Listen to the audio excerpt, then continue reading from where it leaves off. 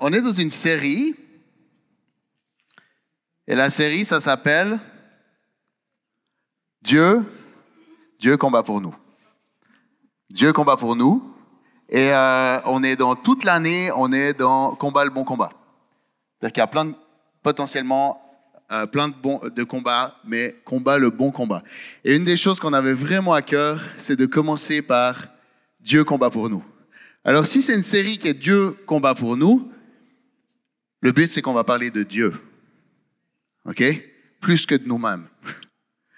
Si c'est l'idée, c'est lui qui combat. Donc, ce matin, la dernière fois, on a parlé de Jésus. Ce matin, on va parler du Père. Et la prochaine fois, on va parler du Saint-Esprit. Et je vous encourage vraiment si vous n'avez pas entendu l'un, l'écouter. Et je vous encourage vraiment aussi à venir la prochaine fois. Je vais commencer par prier, parce que ce matin, on va parler du Père. Et il y en a peut-être certains, juste le mot que je viens de prononcer, Père ou Papa, vous êtes comme tss, parce que vous avez des images.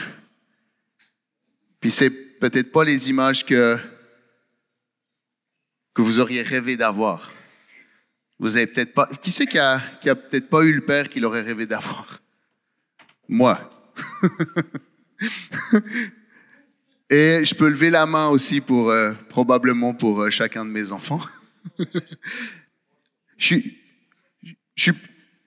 J'espère être moins loin que ce que mon père a été, mais je suis pas le père parfait. Et je pense que c'est aussi important de savoir qu'il n'y a aucun père qui est parfait. Le rôle du père, on va en parler ce matin, le rôle du père, c'est de démontrer qui est Dieu. C'est le rôle des parents, en fait. Alors, c'est sûr que quand nos parents nous ont fait du mal, c'est sûr que ça vient entacher, ça vient compliquer, ça vient faire du mal dans notre relation à Dieu. Donc, c'est normal que, même quand on parle de Dieu le Père, il y ait des choses que ça vienne réveiller. C'est normal que ça vienne nous travailler. C'est pas parce que vous avez un problème, c'est normal, c'est comme ça. Parce que Dieu a donné une autorité particulière à nos parents, qu'ils le connaissent ou pas, pour révéler qui il est lui. Et selon le job qu'ils ont fait, souvent à cause de ce qu'ils ont vécu, ça vient abîmer des choses en nous, ça vient abîmer l'image qu'on a du Père, l'image qu'on a de Dieu. Et souvent, parce que le Saint-Esprit, tu peux moins le coller à quelqu'un, Jésus, on a entendu tellement de belles choses sur lui, donc souvent celui qui souffre le plus, dont l'image a été abîmée le plus par les relations d'autorité qu'on a eues dans notre vie, c'est Dieu le Père. C'est souvent celui avec qui c'est plus difficile. Premièrement, parce que l'autorité à qui Dieu a donné, les personnes à qui Dieu a donné l'autorité, qui devaient nous présenter le Père, qui devaient nous présenter le Père tel qu'il est, ils ne l'ont pas fait. Ou ils l'ont fait d'une manière qui a entaché, abîmé, tronqué, tordu l'image qu'on a du Père.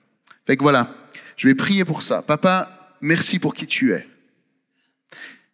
Et avant toute chose, je veux déclarer que tu es Dieu, Père au-dessus de toute chose. J'ai une expérience avec toi de qui tu es comme Père, mais je ne te connais pas entièrement. Tu es au-dessus de tout, tu es à l'origine de tout. Et tu nous aimes profondément. Fait que sois libre, Saint-Esprit, de révéler le Père ce matin. Sois libre dans cette salle. Et puis je remets vraiment ma bouche pour que tu sois révélé pour qui tu es ce matin. Amen. Donc la dernière fois, on a vu que Jésus, avec Luc, que Jésus, il combat pour nous, mais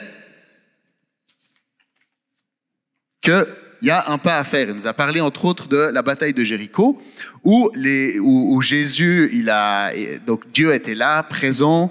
Il y a eu un moment avant avec Josué où Luc nous a parlé qu'il a rencontré Dieu, il a rencontré Jésus en fait, et c'est ce qu'on appelle une Christophanie. Donc peut-être vous avez appris ce mot dimanche passé. Qui c'est qui se rappelle du mot Christophanie? Ok, donc en gros c'est une apparition de Jésus à un autre moment que quand Jésus était là dans les évangiles. Et Gédéon se trouve face à lui puis il lui dit t'es pour qui?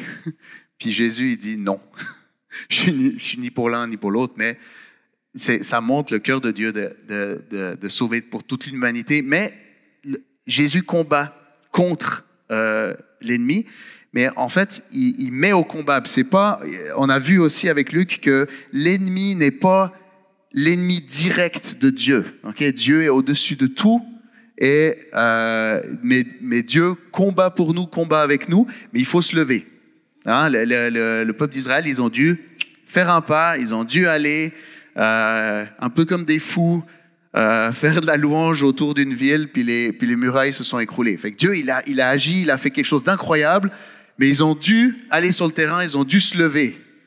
All right? Bon, vous verrez que ce matin, ça va être assez proche, ce qu'on va parler. Vous verrez que Dieu combat pour nous, c'est pas assieds-toi, prends-toi un paquet de popcorn et regarde ce qu'il va faire. Tranquille dans ton salon, avec un écran géant, il neige dehors, mais toi, t'es bien tranquille. Dieu combat pour nous, t'es aussi dehors. Amen. Donc, si vous retenez une chose de ce matin, j'espère que c'est ça. Parce que que Dieu combat pour nous, ça prend notre confiance. Si Dieu combat pour nous voulait dire « assieds-toi dans ton salon et mange du maïs soufflé », il n'y aurait pas de confiance là-dedans. OK? C'est comme, ben écoute, hein, oui, je fais confiance à Dieu. Allô? Oui, je fais confiance à Dieu pour mon... je fais confiance à Dieu, mais dans le fond, c'est mon toit. En pleine tempête, admettons qu'il fait des vents de 50 km/h, pas plus. Tu es chez toi, et puis tu dis, oh, oui, je fais confiance à Dieu, puis je vais me manger des pop-corn. OK. Ah oui, la confiance. Extraordinaire. Donc, le Père, Dieu le Père. Il y a deux caractéristiques principales de Dieu. Si on bout l'essence même de Dieu, spécialement quand on compare aux autres religions, on arrive à deux caractéristiques principales. La première, c'est que Dieu est infini. Il n'y a pas de début. Il est tout puissant. Tous les tout que vous voulez mettre, les omniscient, omnipotent, ça se bout dans infini. Il est infini. Okay? Il y a des religions où Dieu n'est pas infini, dans le sens qu'il ne peut pas tout. Okay? Si vous prenez les dieux grecs, ils ont certains pouvoirs. Ça fait penser un petit peu aux Avengers, certaines fois. Lui, il a tel pouvoir, lui, il a tel pouvoir, lui, il a tel pouvoir. Ils ne sont pas infinis. Ils sont des surhommes, mais ils ne sont pas infinis. Okay? Dans les religions d'Asie aussi, c'est pareil. Il y a plusieurs dieux, ils ne sont pas infinis. Okay? Donc, Dieu est infini. Par exemple, si on prend l'islam, Dieu est infini aussi. Okay? Dieu est tout-puissant. Donc, il y a une deuxième caractéristique qui précise vraiment qu'est-ce que le christianisme. C'est que Dieu est un Dieu personnel. Dans l'islam, Dieu n'est pas proche. Okay? Donc, on a vraiment un Dieu.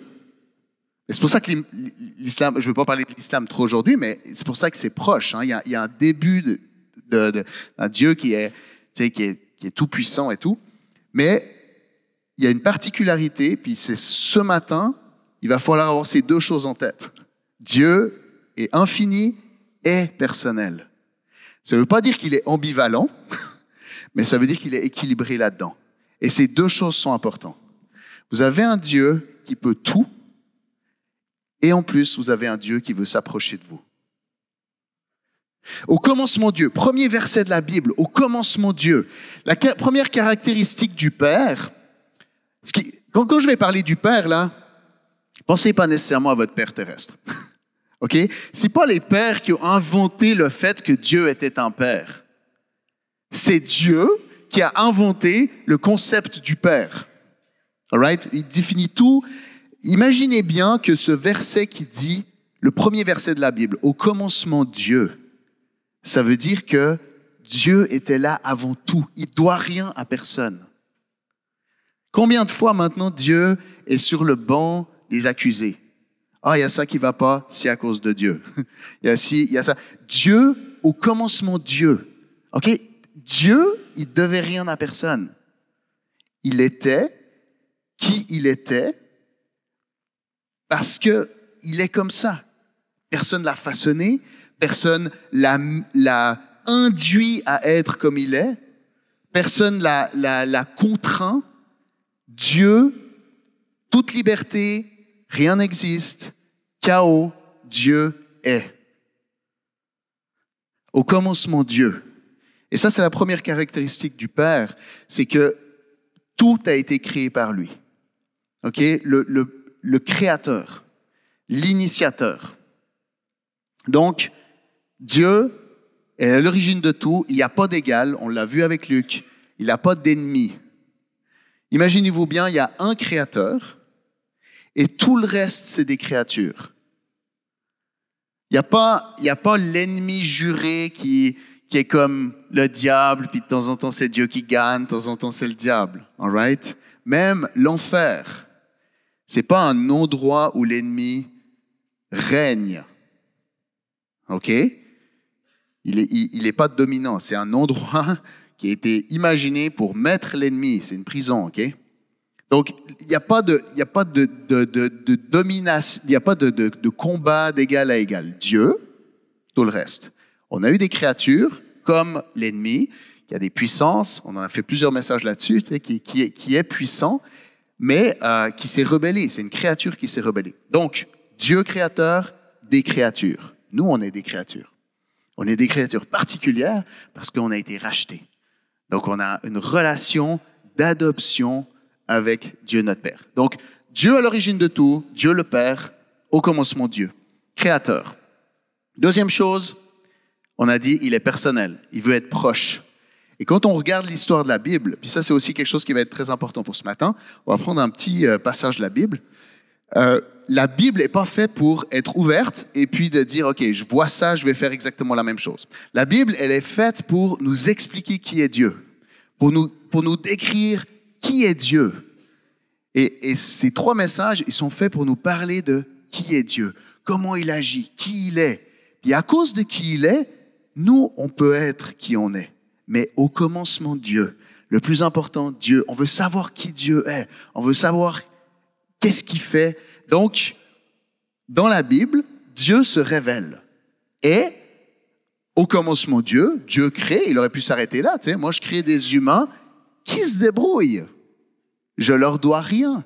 Ils n'avaient pas de vie. Ils ont une vie qui fasse de quoi avec la vie que je leur ai donnée? All right? Dieu nous devait rien. Il y a quelque chose qu'il faut vraiment, ça va nous aider, ça nous aide dans la vie là, quand on comprend ça. Là. Dieu nous devait rien. Mais Dieu a choisi. Il a choisi d'être proche. Il a choisi d'être un Dieu d'amour. Il a choisi d'être un Dieu qui se révèle. Et l'histoire de la Bible nous amène à Jésus. Et dans la Bible, c'est écrit, si tu regardes Jésus, tu vois Dieu. Celui qui m'a connu a connu le Père. Donc, Jésus révèle le Père. Tous ceux qui pensent que Dieu est un Dieu lointain, c'est pas vrai. Jésus a vécu toutes nos souffrances. Il a porté toutes nos maladies. Il a marché sur cette terre avec nous.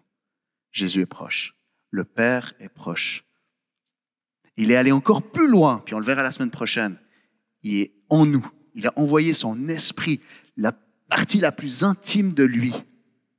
Ce n'est pas des restes de Dieu qu'on a en nous. OK? La partie la plus intime. Il y a un verset dans la Bible qui dit « L'esprit scrute les parties les plus intimes du cœur de Dieu. » On est en contact avec les parties les plus intimes de Dieu. il habite en nous. Mais ce n'est pas parce qu'il habite en nous qu'on comprend tout, hein. Mais on est habité par la présence de Dieu. Donc, un Dieu proche, un Dieu tout-puissant, mais un Dieu proche. Amen. All right.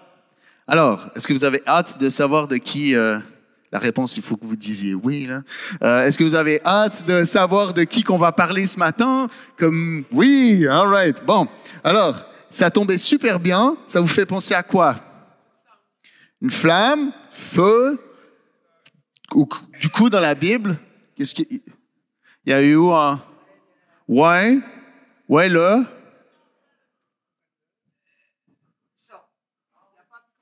Pentecôte, OK, ouais, ça c'est bon, mais c'est pas celui-là. Ouais, ça serait des grosses flammes sur la tête des gens, ouais, mais là j'ai eu une réponse. Ouais, c'était où? Donc, buisson ardent. All right. Le buisson ardent. Mais tu as complètement raison que les lames de feu, mais les lames de feu, ça va être probablement la semaine prochaine, OK? Parce qu'on va parler du Saint-Esprit. Donc, buisson ardent, Dieu se révèle. Alors, c'est qui était dans ce bout-là du buisson ardent? Moïse! Alors, on va parler de Moïse. Quand j'ai appris à lire, je disais Moise. Et je ne comprenais pas. Je demandais à ma mère qui était Moise. Et sérieusement, ça n'avait juste pas cliqué. Et ma maman a dit, c'est Moïse. Et tout d'un coup, j'étais comme, ah ben oui. Je me suis senti ce genre de petit moment où tu te sens un peu niaiseux. Donc, c'est comme si vous m'appelez Michel, je ne me sens pas concerné, même que c'est très proche. Parce que je m'appelle Michael. C'est un beau prénom, Michel, c'est juste que je ne me sens pas concerné. Ben là, Moise, ça ne cliquait pas. J'étais comme, Moise, c'est qui Moise? Donc, Exode 3, on va le lire, dans le sens où je vais le lire, je vais parfois m'arrêter, puis vous pouvez lire, probablement ça sera là, sinon je vous invite à prendre vos Bibles. Peu importe si vous avez la même version ou pas la même version, c'est le fun d'avoir plein de versions. Exode 3. Donc Moïse, était devenu berger du troupeau de son père Jéthro, le prêtre de Madian. Il conduisit le troupeau derrière le désert et vint à la montagne de Dieu, à Horeb. L'ange de l'Éternel lui apparut dans une flamme de feu au milieu d'un buisson. Moïse regarda et vit que le buisson était tout en feu sans être consumé. Donc c'est pour ça qu'on l'appelle le buisson qui ne se consume pas, le buisson ardent, c'est le buisson qui brûlait. Et Moïse dit, je veux faire un détour pour voir quelle était cette grande vision et pourquoi le buisson ne brûle pas. L'Éternel vit. Donc là, on voit que Moïse, donc probablement, très probablement, Exode a été écrit par Moïse. Hein? Donc c'est pour ça que Moïse, il se rappelle de ce qu'il a dit. L'Éternel vit qu'il faisait un détour pour regarder. Dieu l'appela du milieu du buisson en disant, Moïse, Moïse, il répondit, me voici. Donc, on a Moïse qui est en train d'avoir une vie calme, tranquille, à garder des moutons. Moïse, rappelez-vous, il a été accueilli par la fille du Pharaon, donc il a été élevé à la cour. Et à un moment donné, il s'est révolté parce qu'il a réalisé que, en tout cas, il a laissé sa colère dominer et parce qu'il a vu une injustice et il a tué un homme. Il s'est enfui parce que bien sûr on voulait sa peau et il a trouvé refuge dans le désert. Il a trouvé femme à son pied et il a une vie pépère à garder des moutons. Un bon troupeau, tout va bien, à peu près 40 ans. Et là, tout d'un coup, il voit quelque chose de spécial. Et j'ai à cœur de vous dire, ça me touche qu'on ait gardé ce buisson ardent parce que la réalité, c'est que là, on est, je vous rappelez la Bible, hein, c'est Dieu qui se révèle. Donc là, on est au début, tu as comme une manifestation, parce que Moïse ne connaissait pas Dieu, mais nous, on le connaît. Puis ce que Moïse, le type de connexion que Moïse a eu, on va voir avec Dieu, chacun de nous, on peut l'avoir ce matin. Pas parce qu'on est à l'église, mais parce qu'il n'y a plus d'intermédiaire, parce que Dieu est présent. Donc, alors que je parle, si vous interagissez avec le Saint-Esprit, parlez avec vos cœurs, parlez de vos cœurs avec Dieu. On est dans un lieu spécial. Pas parce qu'on est à l'église, mais parce que Dieu est présent. Mais à l'époque, ça prenait des moments, des signes pour expliquer. Dieu est en train de révéler à l'humanité tranquillement, pas vite, qui qu'il est. Première caractéristique de Dieu le Père, il appelle. Il appelle. Il donne un nom. Alors, dans notre famille, c'est souvent Nat qui a eu l'idée des noms. Moi, j'avais des noms un peu weird, mais on était tout le temps ensemble. Mais le nom de famille, souvent, en tout cas à l'époque, on prenait le nom de famille du Père. Et le rôle de Dieu le Père, c'est d'appeler, de dire « tu es ». Tu es. OK? Donc Moïse, il est intrigué. N'oubliez pas que 400 ans d'esclavage, Dieu était absent, on aurait dit, pendant 400 ans. Et là, Dieu, il envoie quelque chose de spécial. Moïse est intrigué. Et là, il l'appelle et lui dit « Moïse, Moïse ». Le Père t'appelle par ton nom. Dieu le Père connaît chacun de vos prénoms. Et quand Dieu t'appelle par ton nom, ce n'est pas la même chose peut-être que quand ton père t'appelait par ton nom. Si je dis Yanis, Yanis, il a dû apprendre, je dis ça parce que c'est le seul qui reste dans la salle, là, mais il a dû apprendre les intonations. Mais quand Dieu t'appelle, tu sais que c'est parce qu'il te connaît. C'est pas juste qu'il connaît ton prénom, il y a quelque chose de profond. Mais quand un père appelle ses enfants, moi j'aime appeler mes enfants par leur prénom. Des fois, j'ai les prénoms qui se mélangent, fait que j'en appelle 4 avant d'arriver au bon. Je dis Elias, Yanis, Joachim, Timothée. Le Père, il a des milliards de personnes et il donne toujours le bon. Dieu connaît, il ne va jamais se tromper sur aucun de vos prénoms. Et quand il vous appelle par votre nom, il connaît toute votre histoire. Il sait le nombre de cheveux que vous avez sur la tête. Ça, c'est le nombre, ça, c'est le Père qu'on a. C'est le style de papa qu'on a. Il vous appelle par votre prénom. Moi, j'ai vécu à un moment donné, j'avais raconté ça déjà à la jeunesse, j'étais ado, puis je me sentais, j'étais chrétien, mais je me sentais seul dans une foule. Je pense que plusieurs d'entre vous, vous êtes déjà sentis seuls dans une foule. Et je me sentais seul dans la foule. Et plusieurs fois, on appelait des gens, ils faisaient ce qu'on appelle un appel. Tous ceux qui veulent venir, venez devant, on prie pour vous.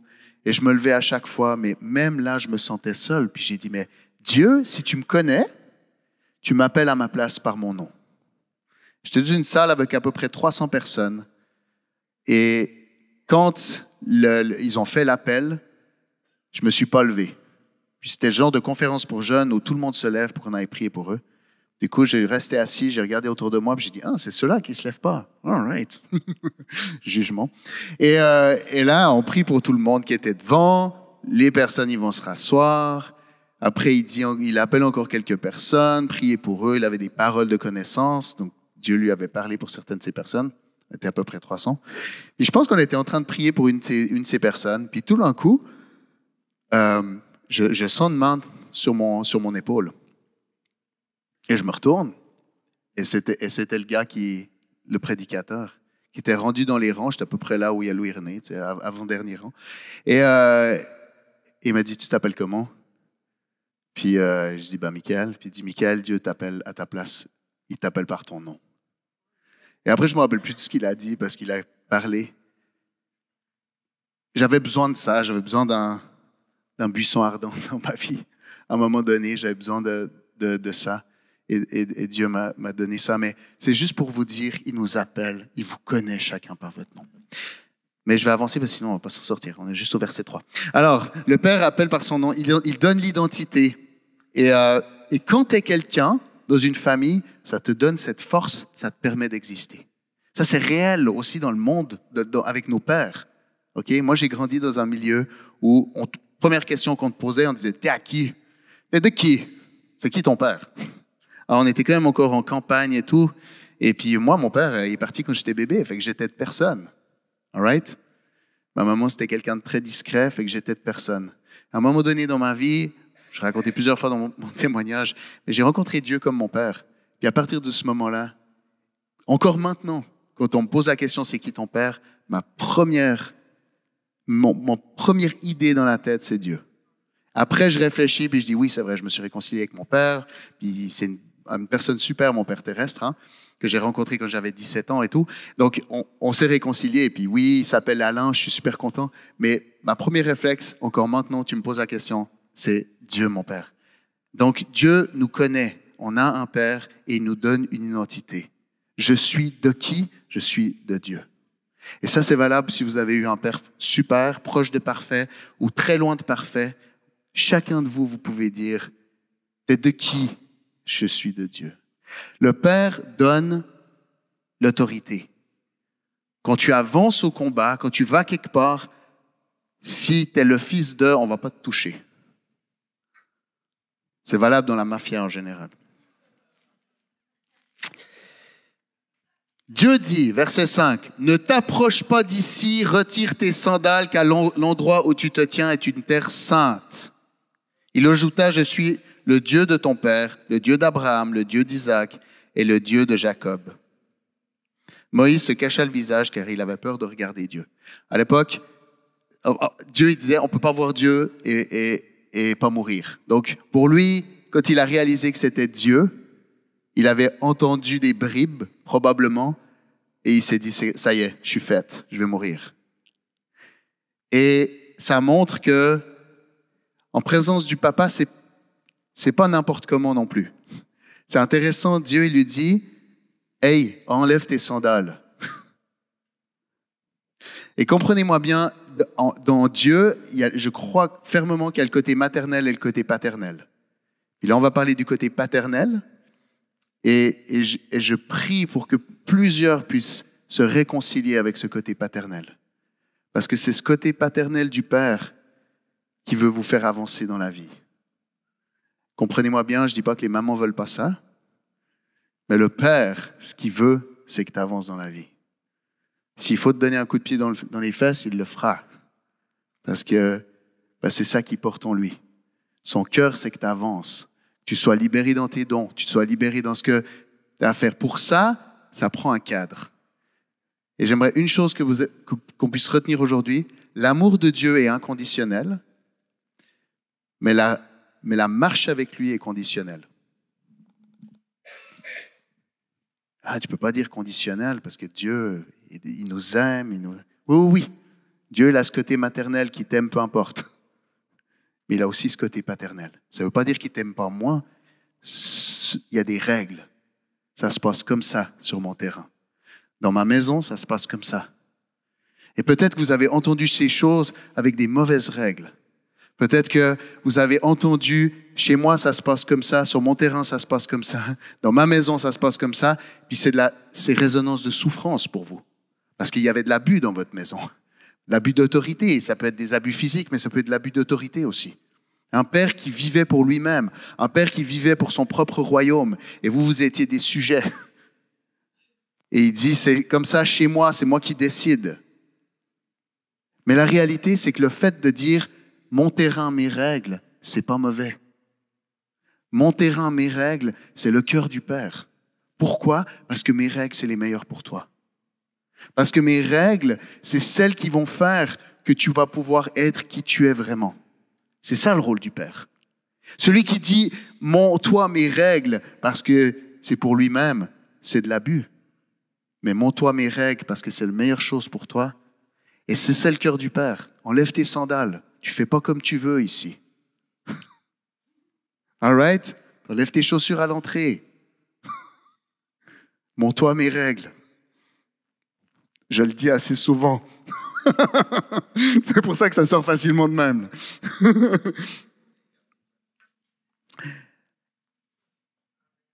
Seigneur, je prie que tu nous réconcilies avec ça. Tu nous aimes tellement, Papa, on va le voir encore plus ce matin. Tes règles sont bonnes pour nous. Seigneur, tes règles sont bonnes pour nous. Et oh, combien il est bon d'être dans ta maison et d'enlever nos chaussures. Pas physiquement, là. Vous pouvez si vous voulez, mais... Donc, L'Éternel dit, j'ai vu la souffrance de mon peuple. Et là, on commence à sentir le cœur du Père. J'ai fait mes recherches sur Internet. Une des choses principales du Père, c'est qu'il protège dans le combat. Il est là pour protéger et délivrer. OK? Et j'ai vu la souffrance de mon peuple qui est en Égypte. J'ai entendu les cris qu'il pousse devant ses oppresseurs et je connais ses douleurs. Je suis descendu pour le délivrer de la domination des Égyptiens et pour le faire monter de ce pays jusque dans un bon et vaste pays. J'ai des projets de paix, j'ai des bons projets où coule le lait et le miel. Puis il continue, maintenant les cris des Israélites sont venus jusqu'à moi. J'ai aussi vu l'oppression que leur font subir les Égyptiens. Donc le Père voit la souffrance, il connaît tout ce qu'on a subi. On parle de 400 ans d'esclavage. OK? Dieu connaît chacune de vos vies. Il connaît exactement ce que vous avez vécu du jour 1 de votre vie. Même, il sait dans quelles conditions vous avez été conçus. Il sait ce qui s'est passé quand votre maman vous attendait. Il sait, il n'y a rien qui est caché. Il connaît toutes les souffrances que vous avez vécues.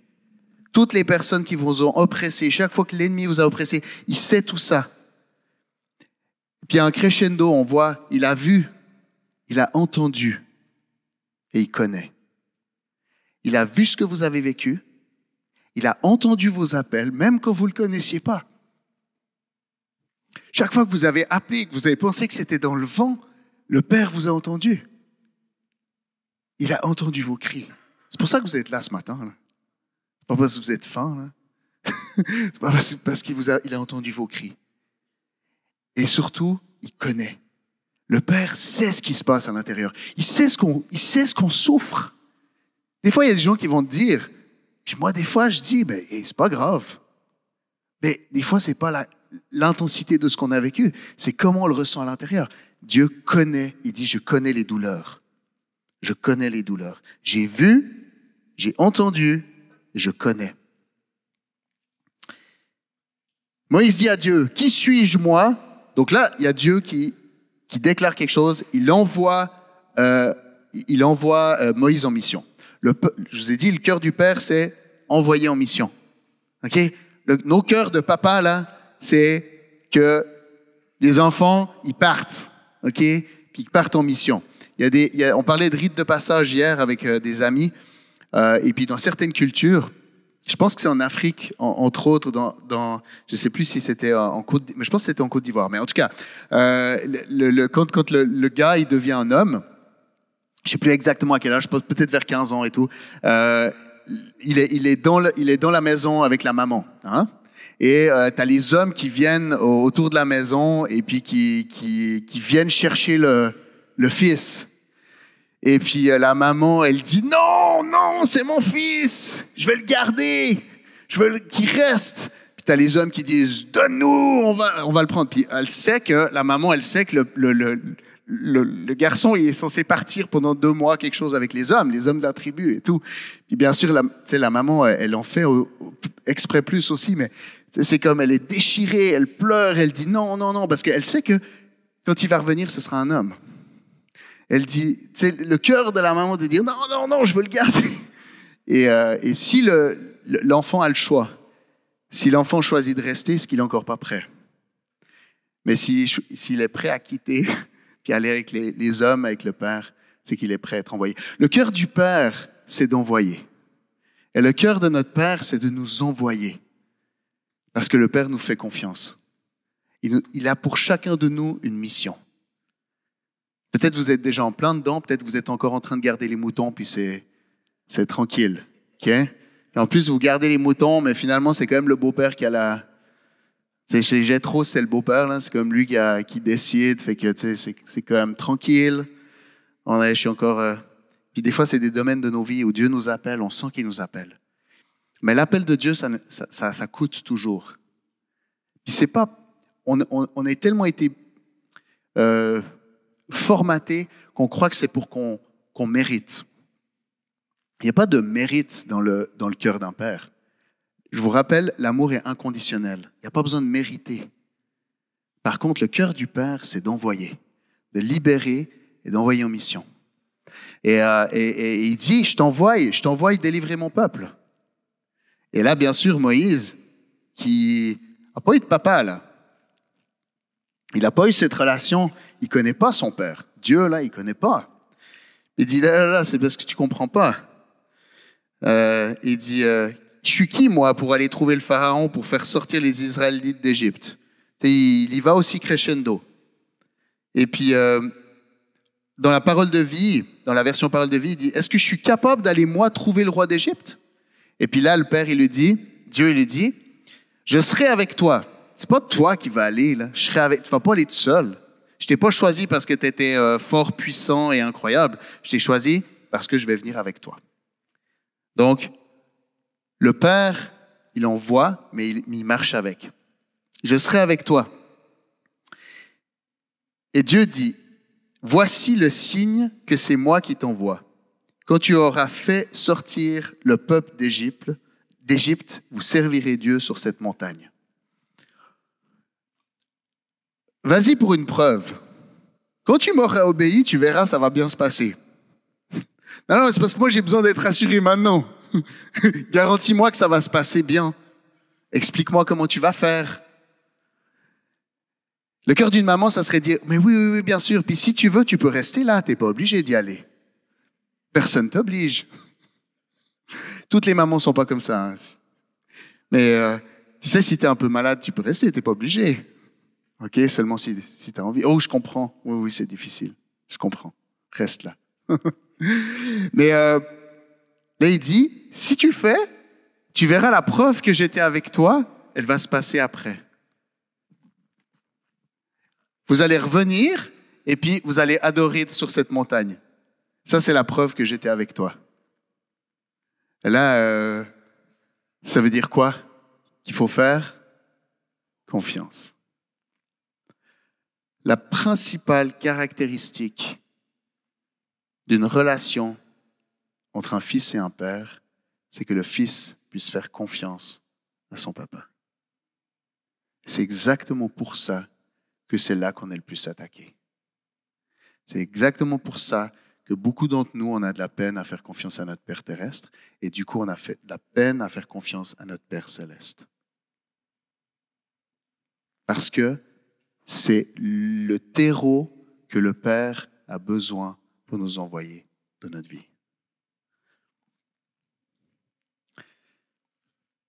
Une chose qui est importante pour les papas, est-ce que vous êtes d'accord les papas que l'obéissance c'est important?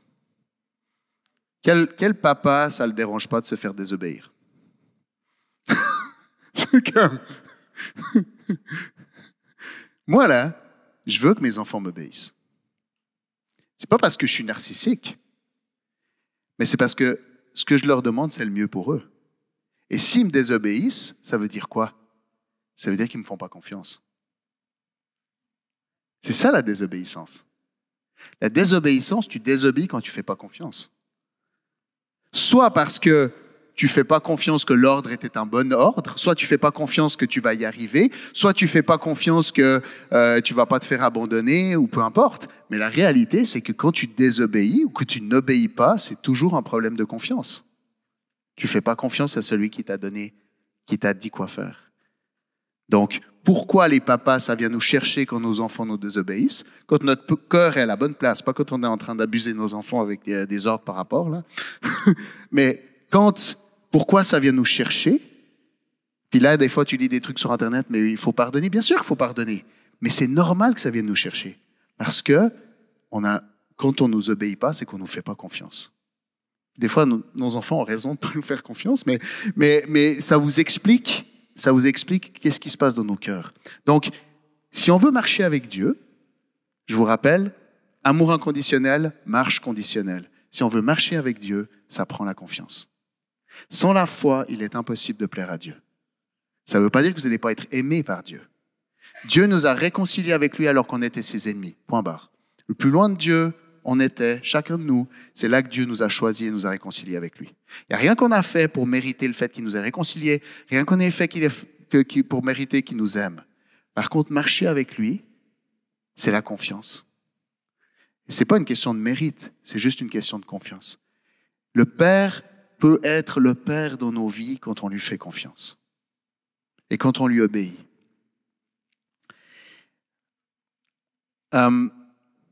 Dieu dit, je serai avec toi. Puis après, il lui donne des signes. Ah non, c'est ça, il lui donne un signe.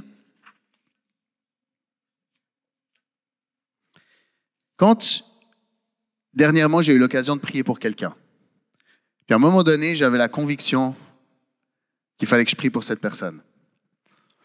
Mais c'est pas comme si Dieu m'avait pris par la main, pris ma main, mis la main dans la main de la personne, et puis commencé à ouvrir ma bouche, pris ma main, posé sur la personne, ouvrir ma bouche, puis parler à ma place. Seigneur, s'il te plaît, je vais prier pour des gens quand je me sentirai confortable à le faire. Nope. Si Dieu nous envoie, c'est parce qu'il nous fait confiance. C'est ça le Père. Vas-y, tu es capable. OK? Un papa qui arrive à une place de jeu, première chose qu'il fait, on va débrouiller une maman d'abord. Vous viendrez me parler, les mamans, hein, si jamais vous avez quelque chose que vous n'avez pas aimé. Mais une maman, en général, le but qu'un enfant, dans une place de jeu, son but, c'est que l'enfant ne tombe pas. OK? Le but d'un papa, quand il arrive dans une place de jeu, c'est que son enfant ne se fasse pas trop mal. OK? On ne veut pas de casse irréversible. On ne veut pas de conséquences trop lourdes. Mais ça ne nous dérange pas s'il tombe. Ça ne nous dérange pas s'il se fait un peu mal.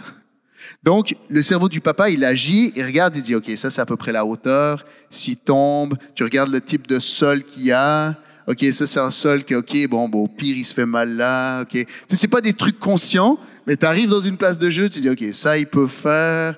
All right, ça, il va pas se faire trop mal. Ça, c'est non. Puis ça, c'est bon. Notre but, c'est pas qu'il se fasse pas trop mal. OK? Mais c'est pas qu'il tombe pas du tout.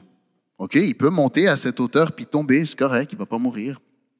Fait que ça, c'est le cœur du Père. Donc, Dieu envoie. Quand il t'envoie puis il te dit, va prier pour telle personne, c'est parce qu'il te fait confiance. Mais là encore, tu ne vas pas aller prier pour qu'il t'aime. Tu ne vas pas aller faire ce que Dieu te demande pour qu'après, il t'aime plus. Il t'aime, ton papa. La raison qu'il t'envoie, c'est parce qu'il te fait confiance. Parce qu'il sait que tu es capable. Pas tout seul, mais avec lui. Et il y a une partie, je pense qu'on va arriver, on va s'arrêter. Il y a une partie du cœur du Père que pour que tu puisses rentrer dans son appel, il n'est pas en train de te tenir la main sans arrêt. Il y a encore beaucoup de choses que je voulais vous dire, mais j'avais une vidéo que j'avais envie de vous montrer, puis elle dure à peu près, elle va durer encore quelques minutes. J'aimerais juste que vous la regardiez. Il y a les sous-titres, désolé c'est en anglais, mais les sous-titres sont en français. Et vous allez voir un moment le papa qui se retire. Alors, c'est une vidéo qui explique, qui parle d'une fille et d'un père. Ça peut faire référence à Dieu et nous, mais bien sûr, comme dans n'importe quoi qu'on explique, Dieu n'est pas exactement comme le papa. Mais on va regarder la vidéo, puis ensuite, je vais conclure. Peut-être que vous avez l'impression que Dieu vous a laissé. Et on voit que ça coûte au Père. Mais la réalité, c'est que le Père aime chacun de nous. Et de la même manière que Dieu, que le Père, on voit qu'il enlève les dangers, le Père vous protège. Le Père enlève les dangers. Quand Moïse est rentré avec confiance dans ce que Dieu l'a amené, l'a appelé, finalement, Dieu a agi de manière incroyable. Il a envoyé des plaies, il a libéré il a ouvert la mer, il a fait plein de choses. À chaque fois, Moïse devait faire un pas. Et c'est pour ça que Dieu, des fois, on a l'impression qu'il n'est pas là, c'est parce qu'il veut qu'on fasse un pas. Il veut qu'on lui fasse confiance. J'aimerais juste prier Euh, Puis avant de prier, juste vous dire que le Père sait que c'est difficile de faire confiance. Parce qu'on ne le connaît pas. C'est pour ça qu'il nous a envoyé Jésus, pour qu'on réalise qui il est. Et Jésus, il a toujours fait confiance. On oublie, on pense que Jésus était quelqu'un de super power. Il était pleinement Dieu, mais il était pleinement homme. Et Jésus a fait confiance au Père jusqu'à la mort. Il lui a dit, « Papa, est-ce qu'il n'y a pas une autre solution? Mais s'il n'y en a pas d'autre, j'avance avec toi. » Il a souffert, il a continué à faire confiance à son Père. Moïse, lui, plusieurs fois, Dieu a dû le corriger. Parce que Dieu l'aime, Dieu l'a corrigé. Et Jésus, à la fin, c'est là qu'on voit à quel point il avait fait confiance au Père. Il allait mourir complètement avec pas juste mort en tant que fils aimé, mais mort avec nos péchés. Et les péchés séparent de Dieu. Et Jésus, il a dit au moment de mourir, « Père, en toi je remets mon esprit. » Donc Jésus ne pouvait plus se battre pour lui-même. Il a donné son dernier souffle avec nos péchés, c'est-à-dire tout ce qui allait le séparer de son Père. Donc il ne pouvait plus rien faire. Et à ce moment-là, il a dit, « Père, en toi je remets mon esprit. Totale confiance, je m'abandonne. Je crois que tu es qui tu dis que tu es. » Et parce que Jésus a fait ça, nous, on peut être appelés ses bien-aimés. Donc la même relation que Jésus a eue avec son Père, on peut l'avoir. On peut avoir cette relation. Et j'aimerais juste, je ne sais pas où vous en êtes, peut-être que la confiance, c'est de faire un prochain pas. Des fois, c'est de dire quelque chose, des fois, c'est de rien dire. Moi, je suis des fois quelqu'un qui parle dans la vie des gens alors que Dieu m'a dit, tais-toi, je vais faire des choses. Et j'ai vu plein de fois. Je voulais dire, puis Dieu m'a dit stop. Puis finalement, la personne, elle me dit ce que je pensais. Puis en fait, c'est Dieu qui a agi. Puis c'est beaucoup plus fort. Donc des fois, il ne faut pas parler. Puis des fois, il faut parler. L'important, c'est de faire confiance à son Père. C'est d'écouter, c'est de marcher avec. Dieu ouvre la mer pour chacun de vous quand c'est le temps. Mais il ne va pas l'ouvrir avant que vous ayez fait un pas. Le premier signe qu'il donne à Moïse, c'est un serpent, un bâton qui devient un serpent. Moïse, il dit, donne-moi un signe. Il ne le dit pas comme ça, mais c'est ça que ça veut dire. Dieu, il lui dit, ok, je te donne un signe. Pas de problème. Mais il va quand même falloir que tu me fasses confiance, même avec un signe. Le Père ne va pas vous donner un truc pour vous faire confortable. Vous demandez un signe au Père, il va vous donner un serpent, puis il va vous dire, prends-le. Oui, je te donne un signe, mais il faut quand même que tu me fasses confiance. Tu ne peux pas échapper à ça. Et qu'il prend le serpent, puis il devient un bâton, et vice-versa. Après, il a autre chose, un autre signe, qui est beaucoup plus facile, parce qu'il a la lèpre, puis après, finalement, il n'a plus la lèpre. Donc, il veut lui montrer, il lui dit, même si ça se passera mal, je vais être avec toi. Mais le premier signe qu'il lui donne, il dit, tu veux un signe, pas de problème, mais il va falloir que tu me fasses confiance. On ne peut pas marcher avec Dieu sans lui faire confiance. Ce n'est pas possible. Mais Dieu nous aime, Dieu est patient, et il va nous offrir encore des serpents à ramasser pour qu'on puisse lui faire confiance. Mais c'est ça le cœur de notre papa. C'est pas de nous contrôler puis de nous couver. C'est de nous mettre des serpents par terre puis nous dire, hey, essaye de le ramasser. Saint-Esprit, je prie que tu nous montres maintenant s'il y a un pas qu'on veut faire. Saint-Esprit, ton cœur, c'est de révéler le Père. Alors, juste pendant 1 minute, Seigneur, on va juste rester devant toi puis te laisser nous parler. S'il y a un prochain pas qu'on doit faire quelque part, s'il y a un serpent qu'on doit ramasser, s'il y a quelque chose qui nous fait peur, Seigneur, tu es là. Nous, on ne voit pas, fait qu'on croit que tu n'es pas là. Mais Seigneur, on veut avoir la foi que tu es là. Comme ce papa qui n'a jamais été loin de sa fille, on croit que tu es là avec nous. Alors viens nous montrer s'il y a un pas qu'on n'a pas fait. Peut-être ça fait des années que vous auriez dû faire un pas. Dieu ne vous en veut pas.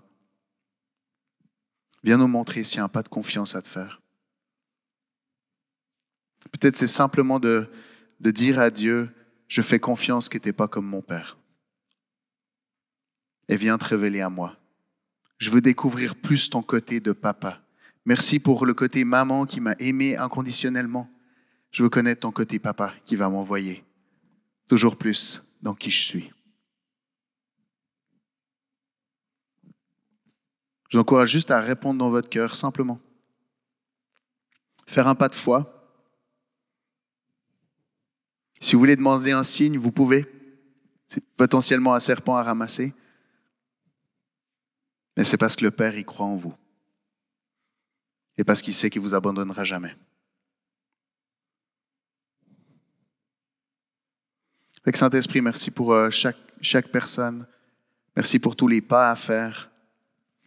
Merci pour cette série où tu nous expliques qui tu es. Merci pour dimanche prochain. Merci parce que tu marches avec nous. Seigneur, on veut être des fils et des filles qui marchent avec foi, qui était notre papa, qui va être toujours avec nous. Merci parce que tu es bon, tu es parfait et tu ne nous abandonnes pas.